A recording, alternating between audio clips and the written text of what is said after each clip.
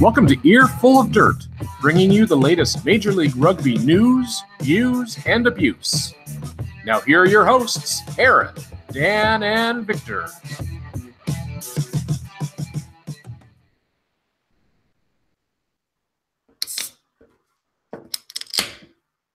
And we're live.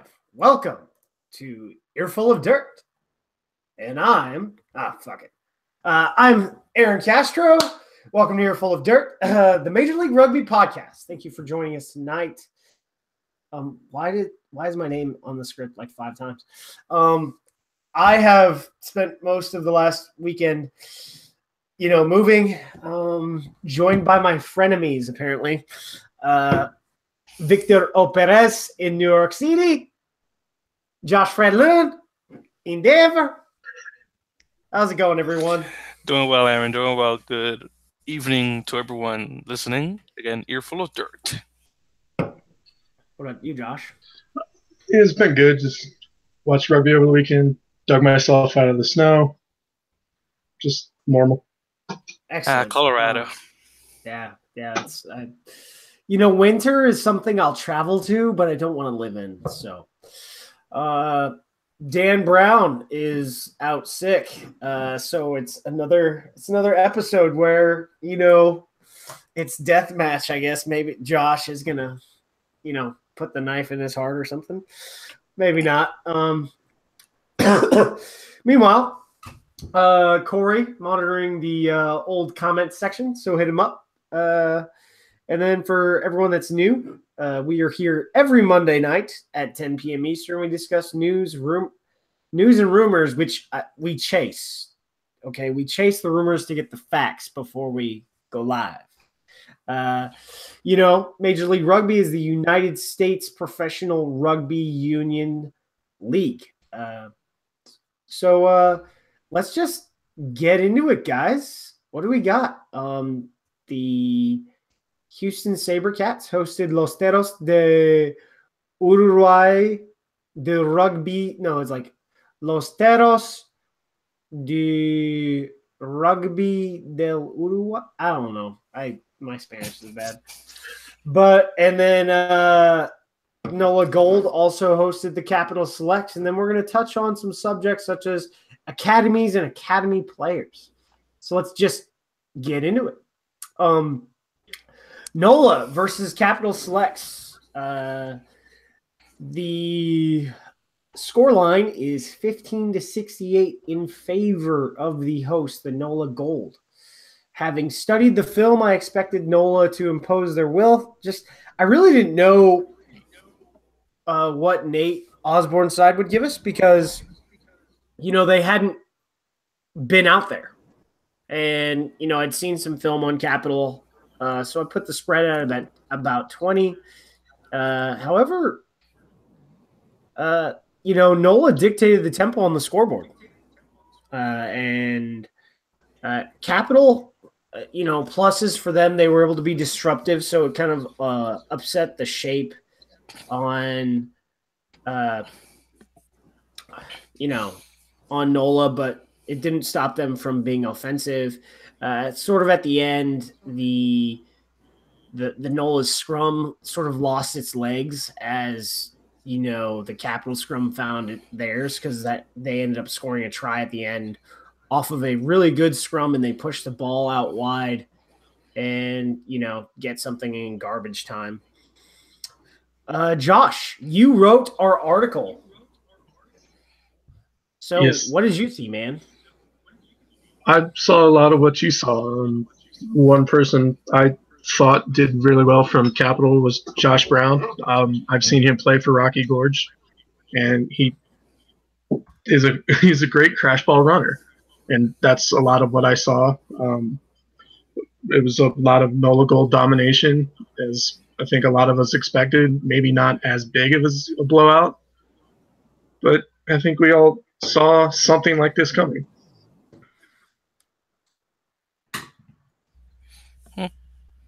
Victor. Okay, I guess I was going to say, to jump in right there, I guess I will. Okay, so I really enjoyed the match, everyone, and I mean, just looking by the scoreboard, 68-15, definitely NOLA put the hammer down, which is of course expected of a team of professionals. So it was definitely really good. So it reminds me a little bit of the 50-6 pointer with Sabercats against Seattle Seahawks. What's the Seahawks? Seattle Saracens, excuse me. But the only thing is that the Capitals got luckier to a certain extent and put more points. At least they put some tries, while the Saracens put nothing in comparison. Now, what I found very interesting is that the scoring out of the Selects game mostly out of mistakes, obviously from NOLA Gold, whether getting them into Scrum or in the lineouts, which, by the way, NOLA put the foot down in the lineouts. Destruction. Destruction. Yes, that is a better word. It's a better word to use. Definitely in the lineouts with the mauls. You know, they had Capital had bigger locks, but they were not good in the lineout at all. Skills. I mean, you may have the physicality, but if you don't have the skills. So I know, I do know. I completely agree with you. I was so happy to see that my man Sebastian Com, Private Chile, was right there in the action, scoring 2 tries, get man of the match. I'm so happy that he's doing what he was doing in the Ohio Aviators. So hopefully by season's end, we're going to be praising the guy. He's going to be like the highest scorer of this league too. So can't wait for that. Hopefully it happens. So Sebastian Colm was the Gift Time Rugby Man of the Match, but John Sullivan was the NOLA Gold Rugby Man of the Match. So I guess they got 2 men of the match. I don't know. But so John Sullivan scored the first try in NOLA Gold history. That was was that Josh, you were tracking the scores. Was that about 2 minutes in? The feed kind of cut out. So based on what I found, that sounds about right. Because we didn't really get the feedback until maybe 7 minutes in. Yeah. That's right. So, and then there were some other things. There were some questions about that we fielded today, and then I talked to Coach Osborne yesterday, and the GM Ryan Fitzgerald had the podcast, the show has a really good relationship with them, so I talked with them today. And people were questioning, the selections, Bursick. Well, Bursick's an international lock. It doesn't matter if he's 6'2". I mean, the Chile scrum is pretty decent. So, and, him starting at lock is sort of a no-brainer. For me, I didn't ask Nate ahead of the time about Sullivan, but Sullivan has played lock before in select side competition. I couldn't find anything about him playing lock beforehand, and I watched the film of the game where he was playing with Stars 15. But when Stars has their 15 aside, select side, they don't play in traditional numbers. So I really thought he was playing center, but he was playing lock. And Sullivan, they did a lot of, strength testing, and, and Sullivan, was lifting with their locks the entire time. So they just wanted an extra playmaker on the field, and he scored 2 tries. Also, guys, we need to mention Vince Jovo. That guy was a machine, to say the least. Definitely a really good ball carrier. Did a couple of distribution points here and there helped out in a couple of tries. So Vince Jovo too. Their back 3 on, their loose forward triumvirate is probably going to be for the moment, is the most talented loose forward triumvirate in the league right now.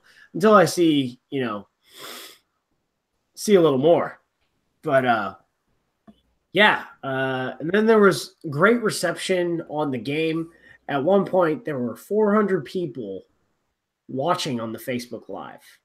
I did notice that. And it has, I don't know what the final number is, the current number is right now, but it's been watched over 10,000 times. Wow, not too shabby. So, to the other MLR teams that aren't Houston,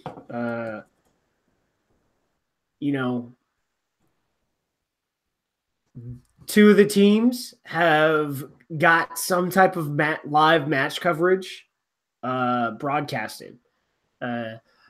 Houston is working on solutions for streaming, but they want to do it to the standard that is going to be during the season, which is like a $30,000 production per match.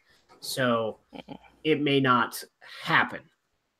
But NOLA Gold, it was one camera angle. It would have been nice to have multiple camera angles, but what you gonna do? And I was watching it by myself in the middle of my moving during the day, so I got away with that. I don't think it would have captivated my girlfriend.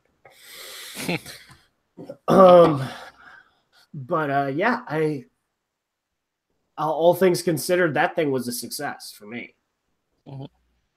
Too bad there were not that many people in the stands, but man, what are you gonna do? Oh, well, really, I mean, there was about 300 or 400 people there. If they had really advertised extensively, they would not have been able to really hold the match there. And the intent is to hold the match, hold this match at Gretna, and then the next match is supposed to be at their pitch at Shaw High School. The stadium is supposed to be ready before the 17th. So the week before the 17th, March 17th is when they play Austin Elite in a preseason fixture. So that is the Rubicon for when they play fixtures at Shawfield. Very well done. So hopefully there's going to be a lot more production for one, and also a lot more advertisement. So people know about the game. This was sort of their advertising blitz start. So we're going to start seeing, you're probably going to start seeing NOLA Gold ads on your phone pretty soon, because I get the ones for Houston, I get the ones for Seattle, and I get the ones for Austin. So it's probably going to happen soon. Moving forward, let's get into Sabercats v Uruguay. Los Teros Arrive, I guess. No, Los Teros Arriba. Arrive is. Oh, arriba, okay. Arrive is no, not up, like arrived. What is arrived? Oh, llegaron, like they came. Yeah. O arribaron. Arribaron. That's what you want to say. Arribaron. Los Teros arribaron. Arribaron. A Houston. Yeah, so Los Teros arribaron a Houston. They came to impose their will upon the Sabercats, and they chose Houston because of multiple connections. They've had their team in practice and in camp for a long time. And you know what? They wanted a competitive side. Not to say that the other teams wouldn't be a competitive side, but it would have been some type of MLR team that they would have been able to face, I think. But, it ends up being a lot more competitive than I thought it was going to be. It for the most part, it was because I ended up having to leave in the middle to go to an event. And so I watched it. I listened to it on demand on the backside. And surprisingly, Teros are very well known as a strong scrummaging side. Even though they're undersized, they are very experienced, and they are also very experienced in the dark arts of scrummaging. So they know how to be undersized and still kick people's ass, because they've beaten us, But the Sabercats were actually able to impose their will with their low Irish scrum. And it's pretty much lone Irish with those two Irish props. But the difference really was experience. on the day. The Sabercats still had speed on the outside. They were able to score, but they just didn't have the really. Which match is on YouTube? Oh, the map. That's the NOLA Capital Selects one. Oh, okay, got it. So sorry. I'm sorry to give you all hope. Hopefully in a week. Yeah, I'm sorry, but maybe. However, for some reason, the match was asked not to be filmed or the film not to be distributed by Uruguay. I don't know. I have no reason, because the Canadian coaching staff on their way back to Langford flew to Houston to watch this match, and they were in attendance. So, yeah. Okay. So if you're trying to be sneaky, you kind of fail. I got you. Can't stop people from buying tickets. All right. Yes, sir. Of course. But the real difference for me, just to set without watching it, is that history was. They've just been together longer. They've been together for years. They were able to eke out the win. I don't know what this says for them against Canada. Canada is basically trying to recover after a horrible summer. They had a tough autumn internationals. But what it says is the quality of putting men in a professional training environment day in and day out, whether that's 40 hours a week or 20 to 25 hours a week, can get Americans playing a high level of rugby at the franchise level, not even the Eagles level. So I really think that, so I'll hit on that. But it really says a lot about the rugby talent that we have in this country. Josh, you also wrote the match article, and this is where I'm like, you listened to it on the radio and wrote a really good article. That was something else for me. I mean, we can thank Grant Cole for that. Our man from This Is Texas Rugby did a great job calling the game. It was a good match. Like you said, Uruguay had the experience advantage. I do think having Houston together as long as they've been together has really helped them. I gotta say, the front row for Houston and the back three for Houston in Vici and Zach Pengelin, and I want to put Kalinisau in there too. They could be the difference for Houston. I mean, Pengelin was my man of the match, and to be honest, he'd be my early favorite for season MVP. Pengelin is something else, and it's kind of funny watching him do all the kicking, because it's traditionally you think it's more of a fly half thing, but they have two fly halves, like two pure fly halves, and one of them in Connor Mills is playing inside center because he's just a massive human being, and they've got like five guys that can kick. I'll say NOLA did the same thing. They had JP Eloff playing fullback and kicked as well. Well, I've seen JP Eloff play fly half, and I've seen him kick a lot. Zach, I personally have not seen him play a lot until the highlights of the Sabercats. Well, guys, I definitely enjoyed that match. Let me tell you, it's kind of sad from the Sabercats. They were so close to winning that game. Scoreline was 32-24, because I don't think we mentioned the score. Yeah, but it was really close. I agree with Josh when it comes to as Zach Pengelin, and definitely early MVP if Sebastian Calm doesn't do as well as I'm wishing for him, like he did with the Ohio Aviators. But yeah, these are two matches where Major League Union is on top of things right there from fullback, kicking, moving the ball, making his meters, yards, whatever you want to call it. The guy is doing very well, of course. Of course, as you mentioned, Aaron, the experience of playing together is really what helped out the Teros at the end. I told you guys last week that my money was in with Uruguay, and sure enough, the one that the fixture.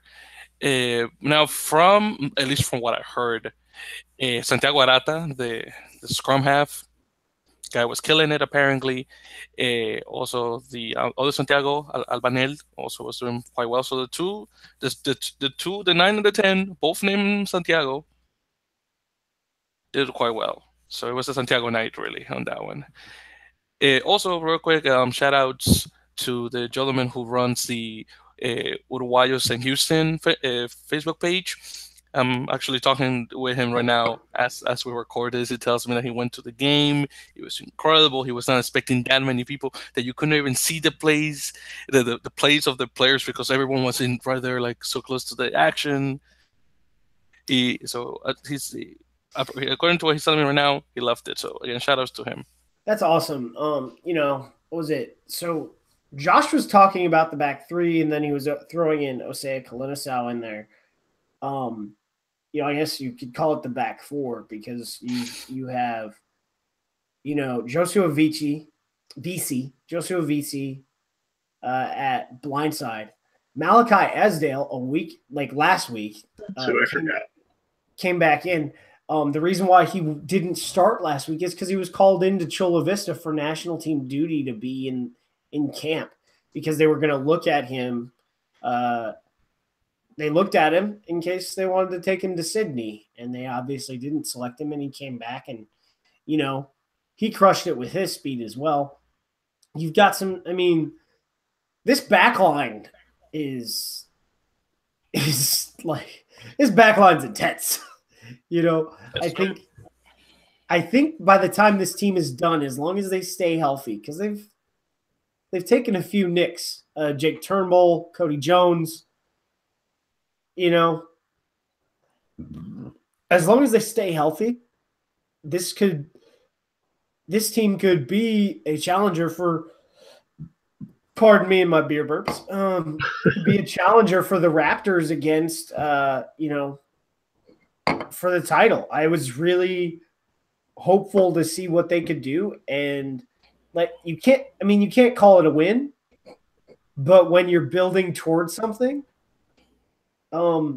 there's so many positives to take away from this game. And I will add that Houston posted on their Instagram story, Jake Turnbull was back in the weight room. So really good news. There we go. So moving forward, because anything you do in rugby needs to be moving forward. They play James Bay Athletic Club next week at home, and tune in to Grant Cole on his Mixler channel. It's Grant. It's World Wide Web mixlr.com/Grant A. Cole. Mm-hmm. And check out for his call of the game with Brent Mills. Now, the academy discussion really has evolved a ton in the last week, because we originally had it based on, some discussions I had with the New Orleans coaches and the GM based on some guys they had brought into camp. And because, you had guys that they didn't officially announce, but the Red River Rugby Conference announced, and then Culver Academy announced that their guys had signed contracts, and they did. They did sign contracts. They signed academy contracts. Because some of these guys, they have some good skills, but they're still sort of their bodies are immature, but they've evaluated the skills and they love them, so they grabbed these guys early, and they're putting them in, as squad depth so that they can get experience and be the future, because you need young guys who are 20, 19, 20, 21 that are starting out in this so that they can hit their prime, especially at the locks and props, 5 to 6 years from now. So this question came up, an article in This Is American Rugby by Curtis Reed. How do Major League Rugby teams interact with the national teams, specifically the age grades? So like U18s, so high school Americans, U20 programs, and for me, this is my opinion. You guys can share yours, of course. So the Major League Rugby is a commercial enterprise. They have no responsibility to develop the age grade players for the high school All-Americans and the U20 program. They have a responsibility to develop players so that the product is commercially viable. The coaching and development of age grade players rests at the feet of the NGB. The NGB can't get mad at a commercial entity when there isn't even a high school varsity initiative. I think that, we're seeing with the academy plan of the Sabercats as it's beginning to start. Part of their academy plan is establishing 4 high school teams this year in the Houston Independent School District, which is basically the inner city school district of Houston. Just 4 pure high school teams. And then expand upon that. So if you get a high school rugby 15s team in every school in HISD, you're going to have like a pipeline of players just ready to go, let alone like the other ISDs in the Houston metropolitan area. And so then from there, you sort of like down select 2 guys. But a part of, their academy system is also like coaching. Their coaches coaching players, but also doing coach education of high school and youth coaches so that they can coach their players better. So that before kids even get to the academy, their fundamentals and their skills and their weight training is all there.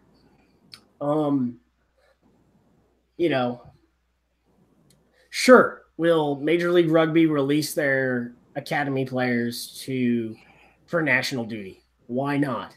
I mean, it looks good, right? And based on conversations with, GMs and owners, they believe in the value of the national shirt. So that's my diatribe. Josh. I think just for the money's sake that NLR might help out, just because we all know the issues that rugby has here in the United States with money. With the academy programs, I know Houston's developing theirs. Glendale has had theirs for a while. Maybe we could eventually see just an academy league, like have like 2 matches on a day where you got the academy sides playing each other and then the premier sides playing each other. But just for money's sakes, I don't see why the coaches at the high school All-Americans or the U20 programs wouldn't use the resources. Like, they have these programs developing these players. They can watch these players develop, and then they could select them for the programs. Well, see, I echo the sentiments of Josh as well. I mean, if the players are there and they're being developed, why not take advantage of that, at least on the part of the coaches? Of course, I mean, you want to grab kids probably from other programs that are doing well outside of Major League Rugby. But of course, I mean, if they're going to have a couple of players that, as a coach, you would say, you know what, this player may help the cause of the team, might as well. Again, I definitely also understand the point that you're trying to make, Aaron, asking Major League Rugby, it does not owe the national governing body anything for the development of players, because obviously they are there's a sports league, and they are not only there to show the sport, but by showing the sport to make a profit. At the end of the day, profit is what happens, of course. But you know, again, this should be to a certain extent a little accountable to, again, for the larger. Let me see how to put it. The larger rugby sphere, I guess, in the country in terms of development of players and the like. So yeah, that's the biggest. At least that's my opinion on that. The biggest thing, and Tosan, viral rugby, he dropped a comment in there. Shout out, man. He and I talk about this stuff. Like, I probably need to get paid. I mean, everyone in this group needs to get paid to just do rugby, but like the amount of high level conversations that we have, in our group and outside of this group, like, it's not about what the one national team coach does. It's not. It's about the 2,000 high school coaches out there. It's about upskilling them, right?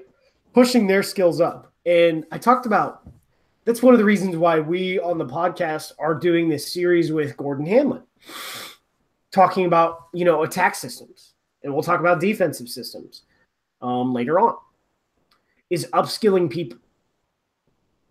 Because if we want our youth to be operate at a higher level, if we want to get out of the Junior World Trophy and stay in the Junior World Championship for U20s, and the next time the HSAAs get invited to the European Championships, they can, they go off on a tear and, win it. We got to develop the developers. So it's not really about what the academies will do for the players as much as they will do for the high school coaches and youth coaches in the surrounding area. So developing players is something, but you have to develop the developers. I do agree with that. Remember Zach Fenolio, I believe he's still with the Raptors, coaches the Regis Jesuit high school team here. He's your starting hooker, you dick. Hey, they still haven't announced their roster yet, okay? They just announced that they're putting season tickets on sale in a week today. So he led the Regis Jesuit high school team to the state championship, I believe last year or the year before. And he's one of the leading players in high school rugby here in Colorado, and I believe he's helping grow the game. Yeah, so I think I'll hit on this now. So the academy coaches for the Sabercats are under Matt Truville's guidance are Connor Murphy, Jake Turnbull, Charlie Hewitt, and Osea Kalinasau. So you have a scrum half, you have a prop, you have a lock, you have a center wing fullback combo. So you've got a halfback to coach halfbacks, you got prop to coach front row, and you got a lock to coach locks and loose forwards, and you've got a gold medalist center to coach your deep backs. For an academy interesting coach, that they brought him.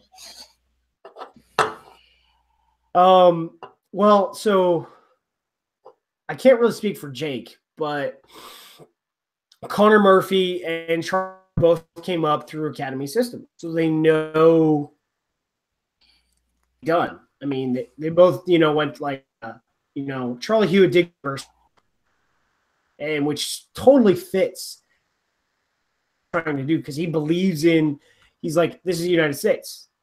The university system is the pathway. So, if anyone thinks that, Kieran Farmer is just playing pro rugby, that doesn't fit in with Matt Truville's worldview. I bet that dude's going to UH right now, and he has to balance being a professional rugby player. trying to be a world-class. Yeah, you've got young coaches with high-level experience. That's who's coaching the academy for the Sabercats.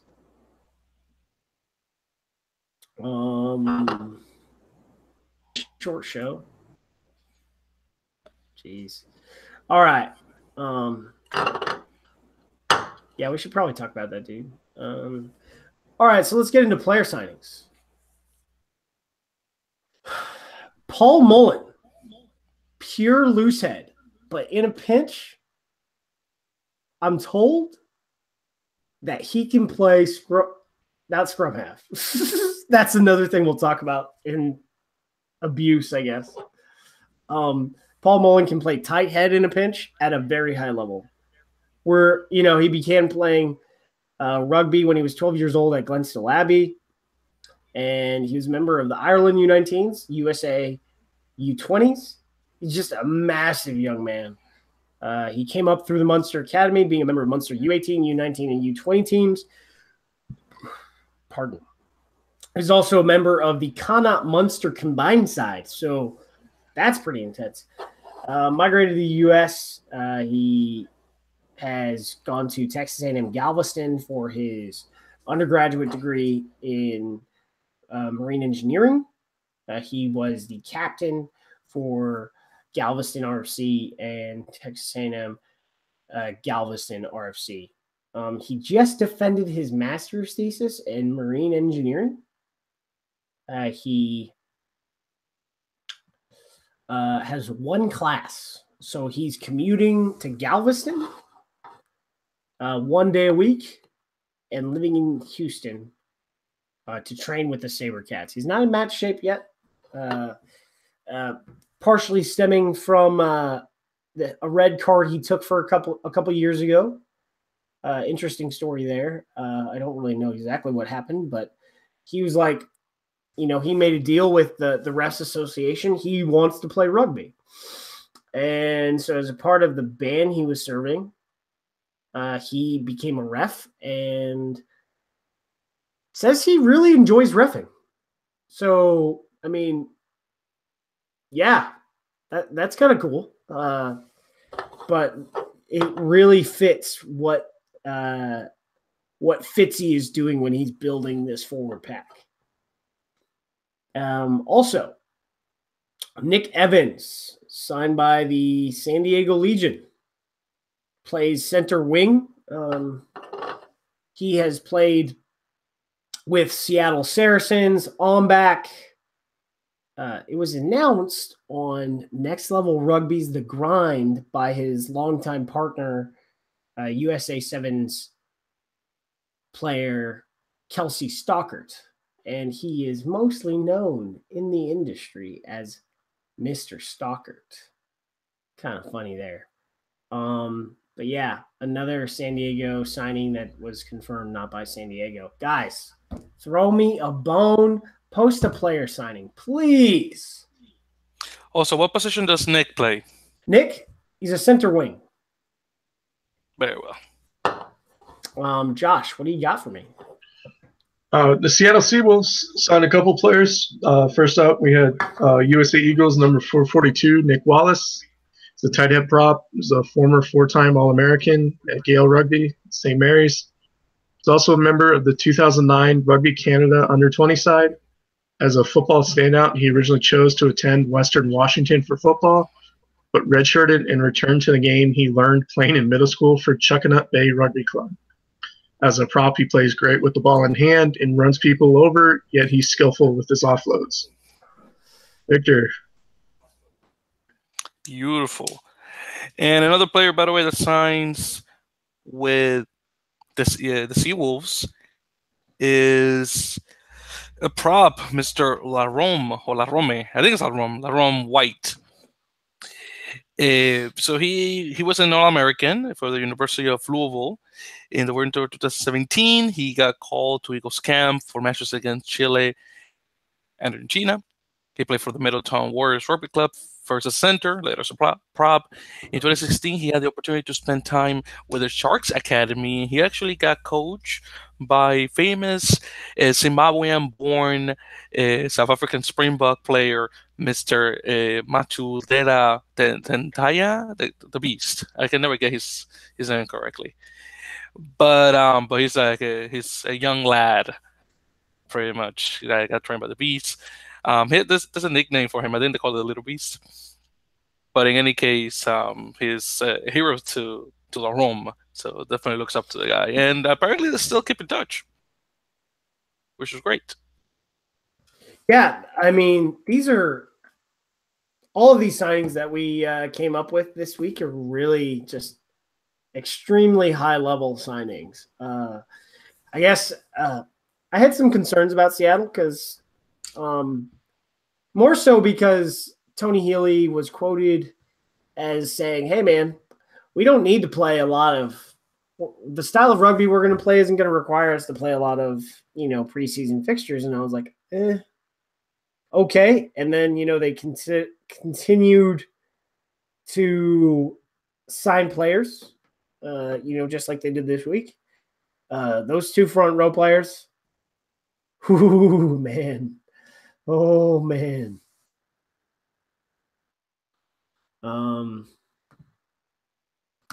But yeah, that's my opinion on those guys.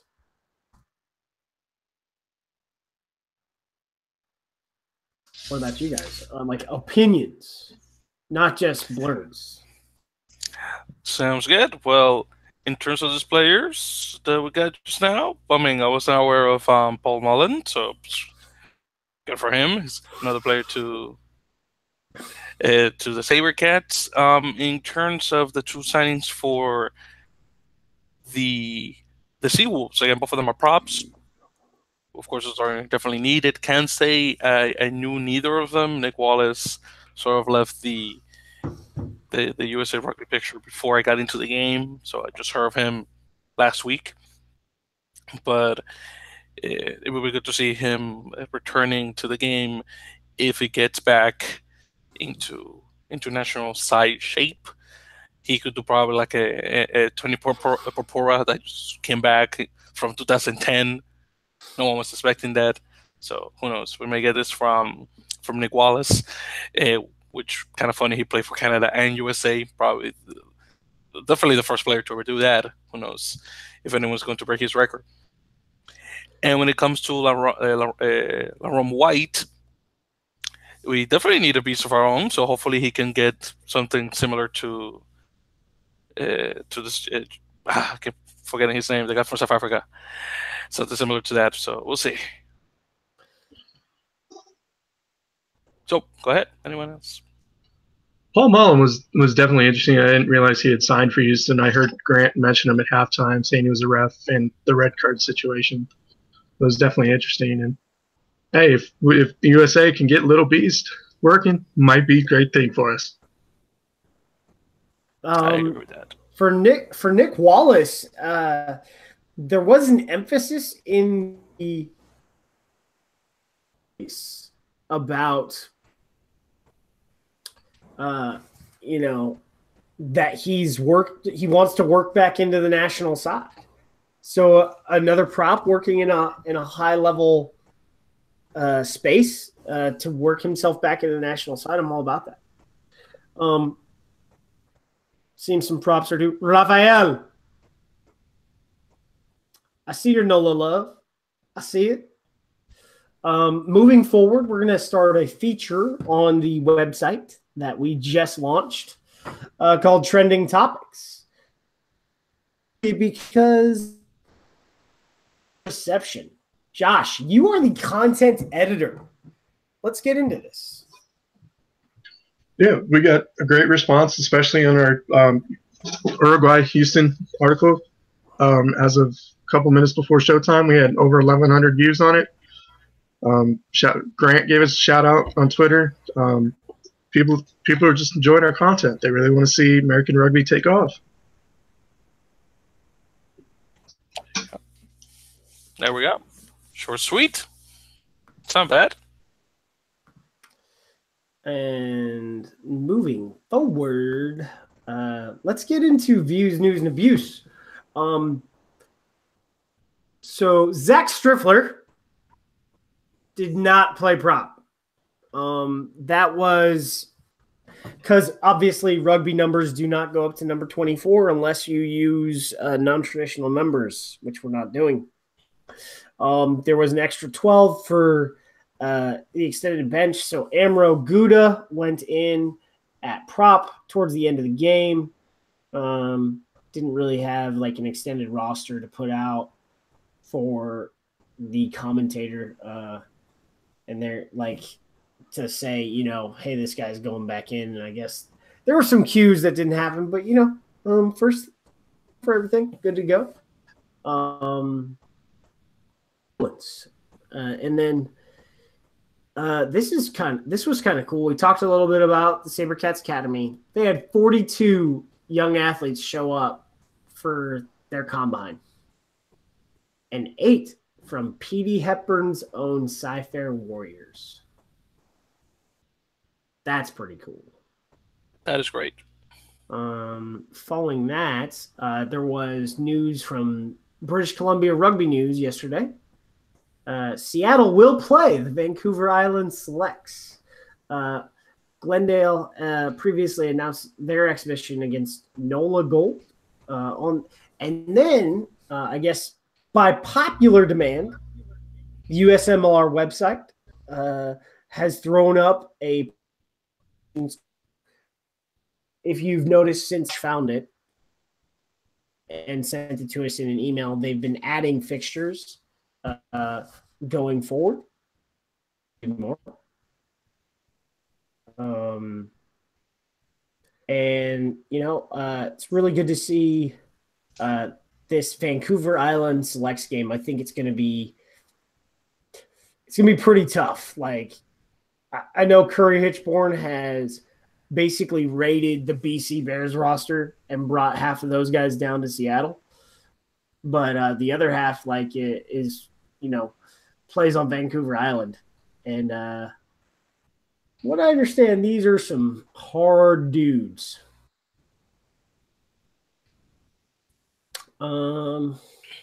Is there a tweet of the week? There is. Okay. Do you want me to jump into it? Yeah, let's go. Beautiful. Also, guys, well, everyone, welcome to Tweet of the Week. It's Dan Brown, another guy from the Da Vinci Code, R. Dan Brown, is out sick. I'll take over his position as usual. So, to tonight's Tweet of the Week.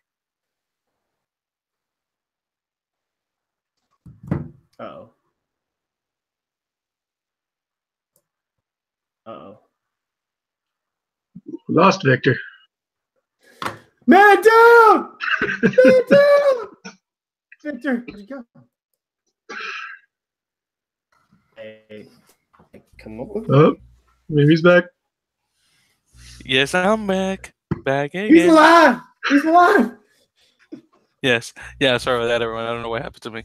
So anyways, tonight's Tweet of the Week comes from Mr. Tommy Murphy, the father of Connor Murphy from the Houston Sabercats. Yeah. He put a really nice comment that I personally liked, which I will share to you. He said, and I quote, "Well done, son. Great game from you and the lads. What a shift last night." And then he uses 4 applause emojis and a heart emoji, and then says, "Dad, Mom, and the rest of the Murphy clan." So really nice. So again, the case, because I couldn't find anyone better than that one, that's again this week's Tweet of the Week. Back to you, Aaron. So actually, it's somebody else. Where is he at? Oh, hey guys. Sorry, I was just catching up on some reading here. By the way, recommendation right here on the pod: when bears attack, if you have an opportunity, it's might save your life one day. Where the hell's Dan? Sorry, what have I missed? Hey, Josh, it's nice to see you. I think Josh killed him. Oh, hey, my bad.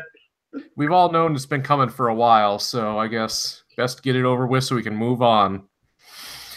All right, questions from Bob.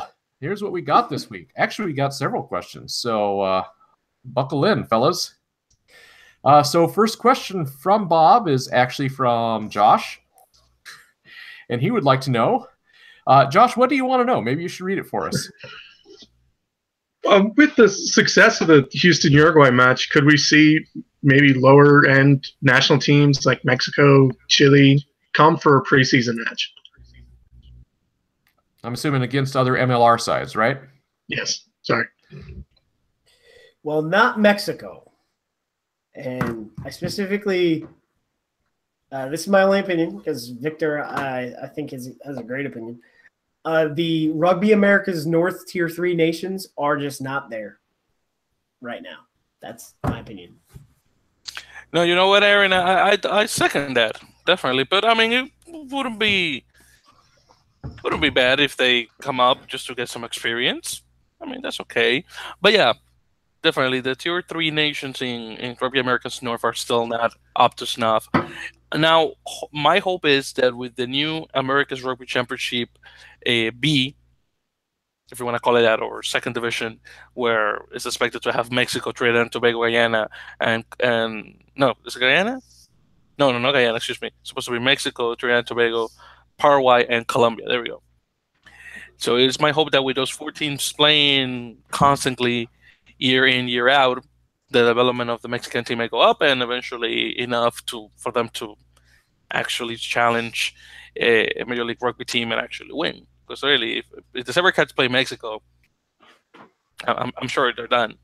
And Colombia's actually getting up there too. I know Dan loves to hear that because, again, his girlfriend is Colombian. But I would definitely also love to see the Colombian team making it to Houston and playing the Sabercats in the future. Very good. All right, next up this week is from Reddit user Downey Keen. Adam Downey Keen. Okay. He's on Twitter. He says hello all the time. Fantastic. Well, if I actually looked at Twitter, oh wait. He would like to know, Adam would like to know, with the emphasis on community outreach and building roots in the local community at the core of MLR and the teams, do you think any future relocation of teams can be ruled out by default? Who wants to take this one on? Yeah, I'll start, but it depends on the situation. At first, I would say no, just because of the costs. But depending on how the community relation aspect, if that sours, I could see it as maybe the town just runs the team out. But just from a cost prohibitive aspect, I would say no. I mean, unless you're Kroenke and you have like $8 billion yourself, no. I would hope that there is no relocation. Likewise, I hope it doesn't happen. But I mean, if it has to happen for whatever reason, But I do hope that teams open in one city and stay there forever. Well, I'm kind of hoping that we get the teams figured out this year and get the expansion teams up and running before we have to worry about relocating anybody. So. That means we'll have to relocate. Wait, we're on the internet, guys. Oh. We can be anywhere they want us to be. All right. So last question. Well, no, 2 more questions. Sorry, my bad. Cohook, friend of the show and regular commenter, would like to know, where does Houston plan to play their league games this spring? Aaron, I think you've got some information on that one, don't you? Yeah, so I asked that question of our connection, and I got an answer that I could sort of like craft. So their first official match will take place at Constellation Field on April 21st, part of the season kickoff. They're currently in negotiations to host their final 3 home matches Their home ground will more than likely probably go to phase 2, which will put it about like 6,000 to 7,000 rather than 3,500 because of like the reception they've had. You know, if you look at their average, it's around 3,700 between the 3 matches so far. And if, you know, marketing is just going to be on point, the rest, I don't think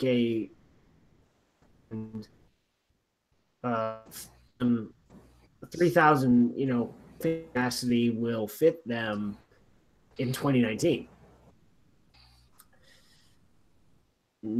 Next. Anybody else had any thoughts? All right. Moving on. Last question from regular questioner Humpers92. Any news on sponsorship for the league? What are we hearing out there? I got nothing. Nothing thus far. I haven't seen anything. I could ask, but I do know that Karbach, which is a brewing company in Houston, but they are also owned by Anheuser-Busch, is a sponsor of the Houston Sabercats. The Texas Mattress Company is a sponsor of Houston Sabercats. There's Baylor College of Medicine is a partner, and they are an activated sponsor with the Houston Sabercats. And there's a few more in there. So team sponsors out there for the moment. But league, I got nothing. So I guess maybe you guys can just take a minute while we're on the subject and talk a little bit about how this is handled around the world. Obviously, you know, you think of the Guinness Pro 14 and other professional setups like that. So you have multiple levels of sponsorship. You have team sponsorships, you have league sponsorships. So rather than knowing all the answers, maybe we could just talk for a couple minutes on how that works other places that may give us a clue of what to look for with MLR. Yeah, so let's look at tiers. So most rugby competitions in the world have a named sponsor. Sponsors, you know, the Aviva Premiership. Then, you know, Green King sponsors the RFU Championship. Then you have the Guinness Pro 14. And then you have the one that doesn't have a sponsor is Top 14. Oh, Top 14, yeah, that's true. Top 14 doesn't have a sponsor. So, like, French are sort of different, but the Anglo competitions all have sponsors. To the point where the Ulster Bank League, which is the All-Ireland top division competition in amateur rugby, has a sponsor. Think about that. So you're going to want the money. Like, so much of rugby in the world is focused around sponsorship. You go down to the Southern Hemisphere. You have there isn't a sponsor for the entire Super Rugby, but like Vodacom, it's based on country. So Vodacom sponsors, you know, Super Rugby in South Africa, Argentina. Yeah, in South Africa, in Argentina, which is another telecom company. Personal.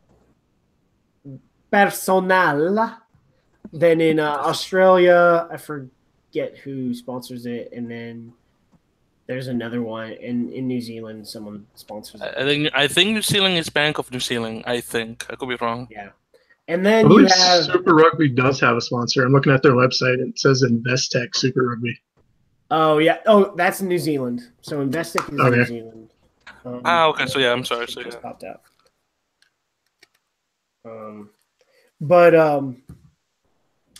Yeah, and then so you've got league sponsorship, and then you have kit sponsorship. You know, NIB, BNZ. It's something that American sports have really resisted, except soccer. We are all about name. So then in rugby and then in professional sports, you have name rights for stadiums after sponsorships, right? And then after that, you have sponsorship. You have the smaller kit sponsor, right? Because if you look at some of these the worst jerseys out there, I think for me right now, when it comes to how sponsors are just plastered over there, are Association Sportive Montferrat in Clermont. Those are like the ugliest uniforms. Like the uniform by itself, nice if you remove the sponsors, but they put all the sponsors like right up in your chest area. Yeah, there's like 5 of them. That is true. So, I'm told that there's supposed to be sponsors for each team, but I haven't seen that announced yet. That is interesting, though. I would, from an American standpoint, you don't think of it as, the Budweiser NBA or NFL, You don't even think, at least I don't think of MSL like that, or MLS, sorry. Like, I'm sure they've got league sponsors, but they don't name the league after the sponsor. So the league itself doesn't have naming rights. So I wonder how that maybe impacts, and whether it's also, I think, a reasonable question to ask whether MLR is going to be looking internally for U.S. sponsors, or if they're going to be looking towards more of the traditional rugby sponsors overseas. That's yet to be seen. I mean, so this is where it gets weird, right? You have major U.S. companies overseas sponsoring leagues. So I think, based on how you look at sponsors in rugby, it's people trying to get into that market. Sponsors Uruguay, right? What? Visa sponsors Argentina. AIG sponsors the All Blacks. So we don't think. So this is how big Capri Sun is. Will, the owner of that company that makes Capri Sun, never knew it was a European drink until Stade Francais jersey. I always thought it was like a Kraft Heinz product. But Capri Sun is so big that they're a major sponsor in the sports world. Kraft Heinz licensed product here. So are we going to see the Kraft Heinz Chicago Lions or something like that? What I don't want is what you see in Super Rugby, where it's the like the BNZ Crusaders, where the team or the Emirates Lions. I don't want to see that. That is ridiculous, almost. But yeah, that is definitely the last thing that rugby here in the States need. Plus, guys, let's be honest with each other. Rugby here in the States needs to develop like other sports do in the U.S. So when I see rugby, I want to see rugby from an American perspective. I don't want to see it from the way they do it in Europe. And then in the hemisphere that do other. So, I mean, the European model doesn't work here. Like, it just doesn't. Like relegation and all that stuff, that doesn't work. No. It's specifically about the sponsorships and promotion and the like. I think. Well, we're seeing in basketball, the sponsorship on jerseys is now showing. What was it? The Warriors have a sponsorship deal. It's like 5 years, $100 million or something like that. For a tiny little. It's like tiny. It's like it's smaller than this. Yeah, I know Denver's sponsorship is with Western Union. Boo. They're with like a money company? Yeah. Hey. Okay, hey, something, man. That's money coming into the Well, team. Western Union used to do telegrams. They used to do all sorts of stuff. I think they still do telegrams. Kind of weird. So that's I agree with Victor. We've got to do it like the American way. So I think, sponsorship on jerseys is fine. Name rights for stadium is fine with me. It's the sponsor has to fit into the jersey. It can't be, just throwing a bunch of sponsorship logos onto the kit. Don't name your team after the sponsor. Yes. Yeah. Another thing too is trying to get these American companies to support the teams in the US, because dang it, I mean, you got Visa, you got American Insurance Group, you got Nike making the kit for Argentina. Then you had Under Armour doing it for Georgia, now Canterbury. Dang it, I mean, all these apparel companies from the US, like seriously, they don't come in to help out. Until recently, Under Armour's rugby line was not available to U.S. teams. So I think Navy wears Under Armour, but they had to buy it overseas. I could be corrected by somebody. I don't care, but they had to buy it overseas or something. But Cal's rugby line from Under Armour is the first from the ground up designed Under Armour line in the States. There you go. That's really interesting. For rugby. When Cal switched to Under Armour this last year. Yeah, because there were Nike, and also you could not get those Nike jerseys. You need to, if you get something from Cal, it had to be Rhino Rugby, and I don't like the Rhino Rugby ones. Yeah, that kind of sucked. You can never get those jerseys. Dude, seriously, and then what the heck? Hey there, I think we can answer this question that you posted off Twitter.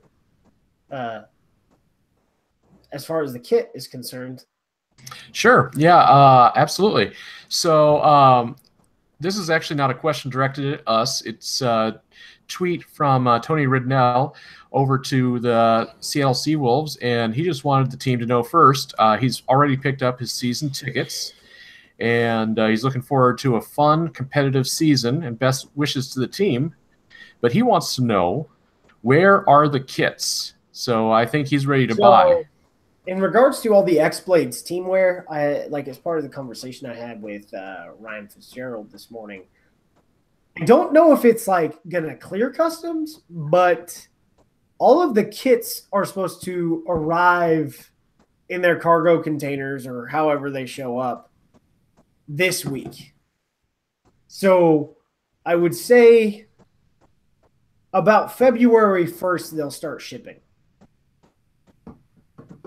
So the kits will be in the country at the end of the week, and then they have to clear customs. That's still really interesting. It's easy to forget that it's coming in from down under, or is it coming from New Zealand or Australia? Australia. Interesting. Well, thanks for the update, Aaron. Yeah. So, all right, guys. We got anything else for the good of the cause? Any final thoughts tonight? Okay, I guess I go to win my final thoughts, guys, as usual. So, everyone, thank you very much for joining us at the Earful of Dirt podcast. Pleasure to have you. Too bad, again, we couldn't have Dan on, but hey, we had Josh, so that's not bad. It's cool. Josh, it was nice to have you in, bro. And yeah, keep killing it, brother, with those editorials. It's not bad, let me tell you. Thanks. Anytime. Mind a few words, this one. Mind a few words. Anyways, so guys, as always, subscribe to our channel on YouTube, Earful of Dirt Podcast. As always, like us on Facebook, Earful of Dirt. Send him on Twitter and Instagram. And now you have to check out our website, because again, I just give props to Josh. Make that a man earn his money, which he's not earning because there's not any money. But keep in mind that that email, that website is earfulofdirt.com. Also, as always, look for us on iTunes, Google Play, Stitcher, Player FM, and of course, add us to your feed. Also, leave us a review. We don't have one for 2018, guys, so be the first ones. Put that review right there. Also, guys, like always, call us on our phone number. Still waiting for that voicemail. Keep in mind that number is 1-720-600-2679. So again, that's 1-720-600-2679. Help out, guys. Again, leave that voicemail. Hopefully, when you leave that voicemail, my wife, who's kind of sick right now, feels a little better. So come on, help out the poor woman. She's right there in bed, looking kind of bad. Yeah, she's just looking at me. Hey, love you too. Anyways, by the way, the broadcast 7 p.m. Pacific time, 10 p.m. Eastern. So, guys, with that, one thing. Oh yes, go ahead, Aaron. I am live with Will Maggie tomorrow at 10 a.m. Mountain Time. Will McGee, bro, McGee, not McGee. McGee. I'll let him correct me. Okay. I know he corrected me. Oh, really? Is McGee? Really? Yeah, McGee.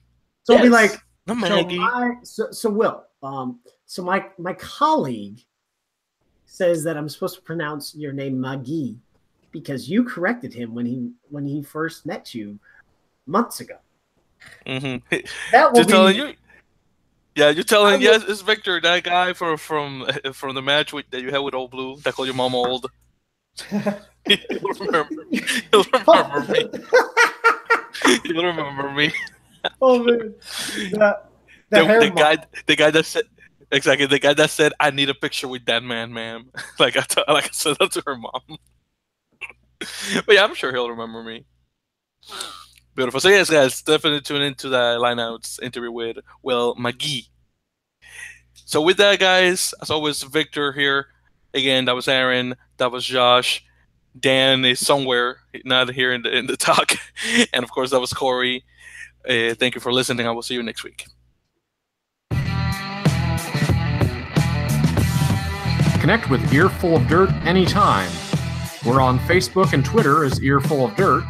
You can email us at earfulofdirt@gmail.com or call and leave us a voicemail at 720-600-2679. Until next time, for Aaron, Dan, and Victor, I'm Corey. Thanks for joining us.